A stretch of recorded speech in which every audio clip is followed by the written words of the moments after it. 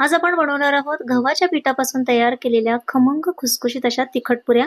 यामध्ये आपण मैदा, रवा काहीही वापरलेलं नाहीये, तरीही पुरी बघू शकता अगदी खुसखुशीत होते, आतून छान पोकळ होते आणि अगदी 7-8 दिवस म्हटलात ना तरी छान टिकून राहते। प्रवासाला नेऊ शकता किंवा चहा सोबत खायला सुद्धा खूप छान लागतात। चला तर मग वेळ न घालवता आपण ह्या पुऱ्या कशा करायच्या ते पाहूया। आता एक वाटण तयार करायचंय, त्यासाठी मी इथं मिक्सरच्या भांड्यामध्ये 1 चमचा धणे, 1 चमचा जिरे, 1 चमचा बडीशेप आणि 1 चमचा ओवा घेतलाय। हे सगळं आपण यामध्ये घालून घेऊया आणि यामध्येच घालणार आहोत 3 ते 4 हिरव्या मिरच्या आणि 1 लसणाची कुडी। अर्धी वाटी पाणी घालायचं आणि हे सगळं मिश्रण मिक्सरला छान बारीक फिरवून घ्यायचं।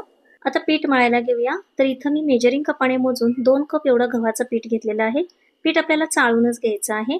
तर हा 200 ग्रॅमचा कप आहे। तुमच्याकडे जर मेजरिंग कप नसेल तर तुम्ही घरातील कोणत्याही एका वाटीच्या प्रमाणाने हे प्रमाण घेऊ शकता।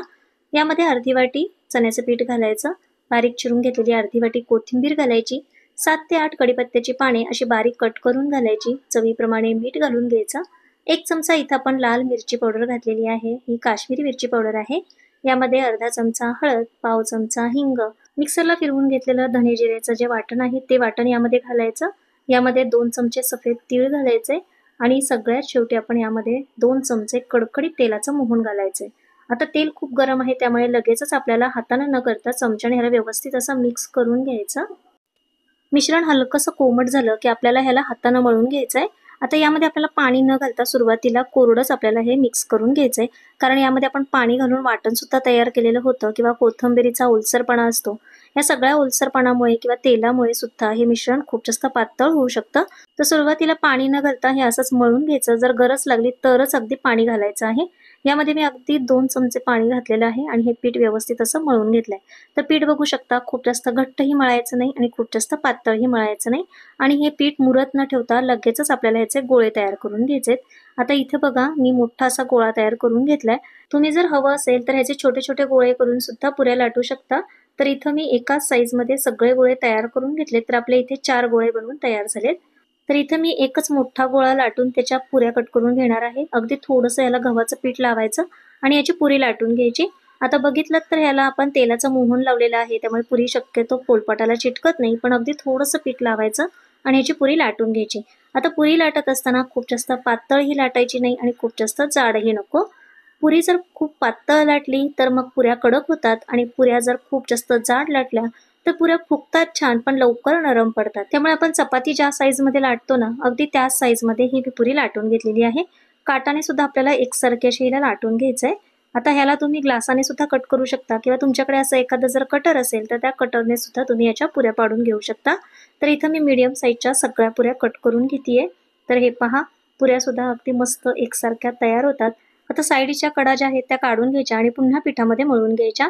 तर पुरी बघू शकता, पुरीची जाडी सुद्धा तुम्ही पाहू शकता। आपण इथं बघा अगदी मीडियम साईज मध्ये पुरी लाटून घेतलेली आहे, त्यामुळे पुऱ्या छान खुसखुशीत होतात। आता या साईज मध्ये आपण सगळ्या पुऱ्या तयार करून घेऊया। तर सगळ्या पुऱ्या मी एकदाच लाटून घेतलेल्या आहेत आणि एकावर एक जरी टाकल्यात ना तरी ह्या पुऱ्या एकमेकांना चिटकत नाहीत, कारण आपण यामध्ये तेलाचं मोहन घातलेलं आहे। तर तेल सुद्धा इथं मी तापायला ठेवलेलं होतं, त्यामध्ये एक छोटासा पिठाचा गोळा घालून पाहायचा। लगेचच हा गोळा वरती आला की समजायचं आपलं तेल इथं परफेक्ट असं तापलेलं आहे। आता गॅसची फ्लेम मंद करायची आणि त्यानंतर पुऱ्या सोडायच्या।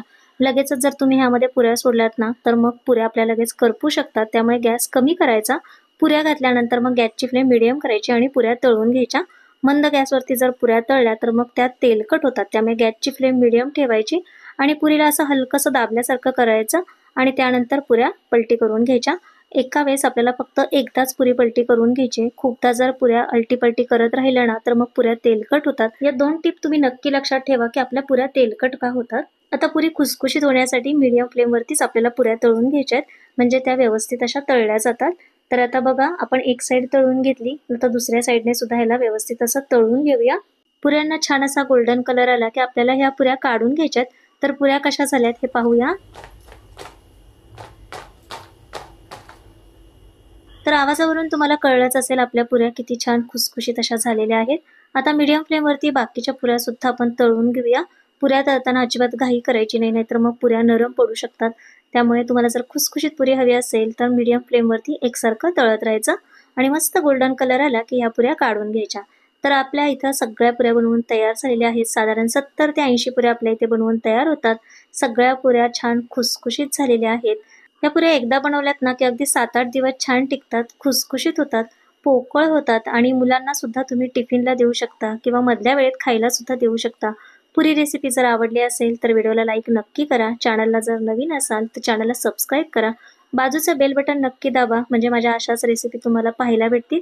पुन्हा भेटूया अशाच एका छानशा नवीन रेसिपीसोबत. व्हिडिओ शेवटपर्यंत पाहिल्याबद्दल तुम्हा सगळ्यांचे धन्यवाद.